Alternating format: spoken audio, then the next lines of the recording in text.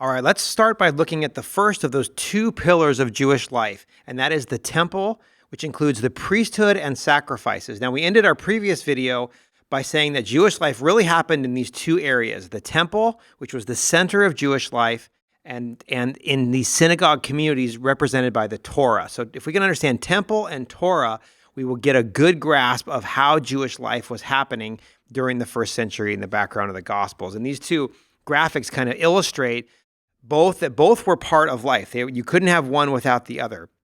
And we've looked at the temple previously, but I wanted to review some of the more important things about the temple that we need to know. And so here is a model, of course, of Herod's temple found in a museum in Jerusalem today. But the design of the temple is important. And Mark Strauss says this: the design of the temple was meant to reflect the holiness and supremacy of God, with a series of concentric courtyards moving toward greater exclusivity. Non-Jews could go no further than the outer court of the Gentiles. So let's talk about, again, briefly, just some of the key sections of the Jerusalem temple and how it kind of worked inward, more and more exclusive. So the outer court, you can see there, the court of the Gentiles. Anybody could go in there. On the left side, we see the royal stoa. This is where the Jewish Sanhedrin would meet. We'll talk about them in a little bit. And then on that right-hand corner, this is where the Antonia fortress was, or the Praetorum in the Gospels. This is where Pilate and the Roman soldiers oversaw the temple. That center courtyard is, of course, where only Jews could go. The temple building there, we see as we zoom in, each got more and more exclusive. So men and women could go in this outer section. Men could be in this inner section. And then, in fact, that's actually even broken up further. Only priests could go in the upper part. We'll show you that in a second. And as well as the building itself, only priests could enter the temple, and only the high priest once a year could enter what was called the holy place, or the Holy of Holies. So the whole structure had an intentional design to showcase the holiness and glory of God. This is another angle looking down into the court of men, and we'll actually see that this is the court of priests as well. But Mark Strauss said that there were signs on the wall leading into the inner courts that warned of death for anyone who transgressed. Moving inward, one came to the court of women, which we had just seen. All Israelites could go in there. Then you have the court of Israel, or the court of males. Those were for ritually pure men. And finally, the court of priests, where the temple building proper stood. In this courtyard, priests offered burnt sacrifices on the altar daily. So we've seen this image here, and this was actually an update. I didn't even know this in the previous video, but this section, this court of men, was actually divided. You see on that left side, that was where men who were not priests could go, and then this upper section where the temple building stood was a higher platform. This is the court of priests, and there, of course, right there, you can see the altar of burnt offering. This is where they would offer sacrifices unto the Lord. And so if we take this stairway again, and we go from a top-down perspective so we can see inside the temple building, you can see right there is where we'll start. We've looked at this previously, but I wanted to just make sure that we understood all of the components that made up the temple, where it says here that the temple building proper was divided into two chambers, each protected by a large curtain. The first, the holy place, contained a golden lampstand, the table of consecrated bread, and the altar of incense. A priest would enter here only twice a day to burn incense. So, of course, this is the background of Luke chapter 1 with Zacharias that we'd already studied and looked at previously. But if we look here at the building, we can see from this graphic from the Four Portraits book, the same things that were just mentioned previously, right? So as we zoom in, you can see the two sections, right? The holy place and the most holy place. And then right there circled are those three objects that we had just mentioned: the incense altar, the table of showbread, and the the lampstand, or the menorah. The quote goes on and says, "The inner holy of holies was the most sacred place in Judaism. And it was entered only once a year by the high priest on the Day of Atonement. In the Old Testament period, the Holy of Holies contained the Ark of the Covenant, but there's no evidence of its presence in the Second Temple. Instead, there was a small rock on which the high priest offered incense and sprinkled the blood of the atoning sacrifice."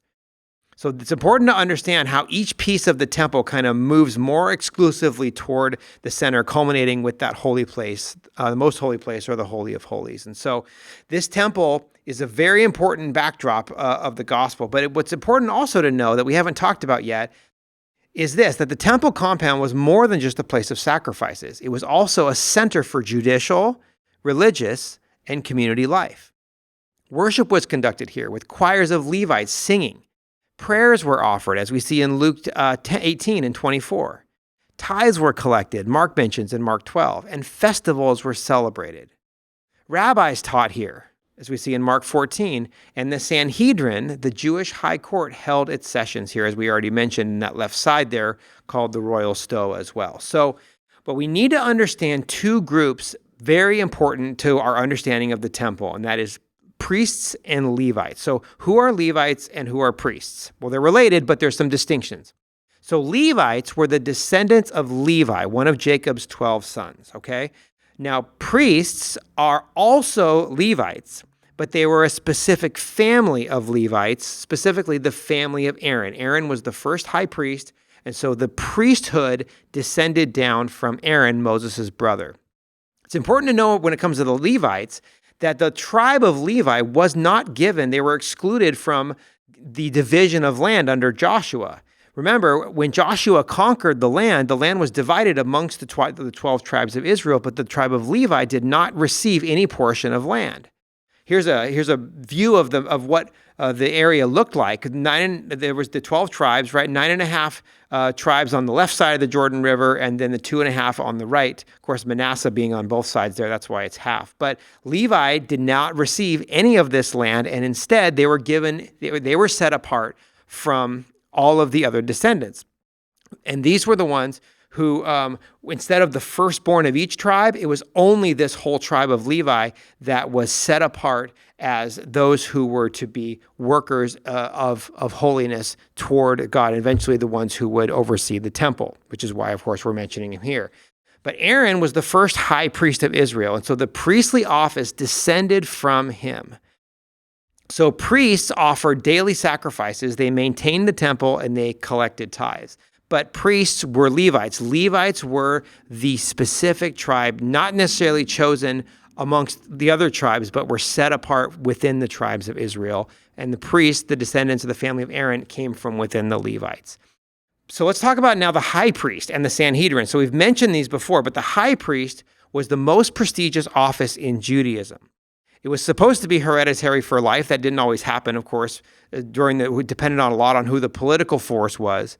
But the high priest, apart from overseeing the priesthood in the temple, they were the ones who conducted the Holy of Holies sacrifice on Yom Kippur once a year, where they would bring in, they would offer a sacrifice to cover the sins of the nation for an entire year. But what's really important, though, about the priesthood comes from this quote. It says, after the Babylonian exile, the priesthood played a key role in reorganizing the people and in reestablishing corporate worship in Israel. Now remember, Nebuchadnezzar destroyed everything. When they got to go back, they had to rebuild all of this. So the high priest was a very important figure. Reading on from the quote, with the absence of a Davidic king on the throne, the high priest took on many administrative as well as religious functions. Despite the abuses of the Hasmonean period, the high priest was well regarded among the people. Caiaphas was the high priest in Jesus' time, though his father-in-law Annas, who had been deposed earlier by the Romans, also exercised a great deal of influence, as we read about in the Gospels there. The high priest was also the head of the Sanhedrin, the Jewish high court. Now, this is really, really important. So the high priest wasn't just a religious figure, he was a political figure as well. And so depending on the political situation, that kind of set the tone for how much power the Sanhedrin, led by the high priest, actually had or didn't have. So during the Hasmonean period, or the period of Jewish independence, the priesthood was both priest and king. It was both a religious and a political power. But under Herod, when the Romans were the dominant force, it was greatly diminished, and it required Roman support almost constantly, which is why, of course, the Jews had to get the approval of the Romans to execute Jesus later at the end of the Gospels.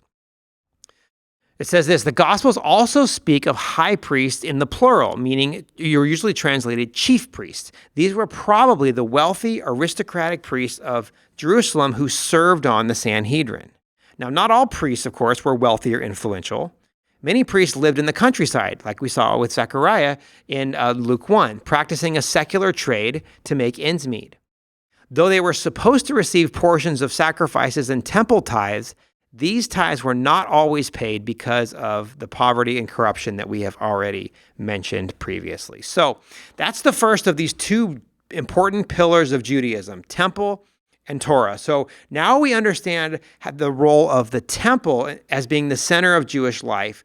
Now let's shift and let's talk about Torah and how important that played, how much important a role that played in Jewish life. So in our next video, we want to now look at our synagogues, scribes, and the study of the Torah.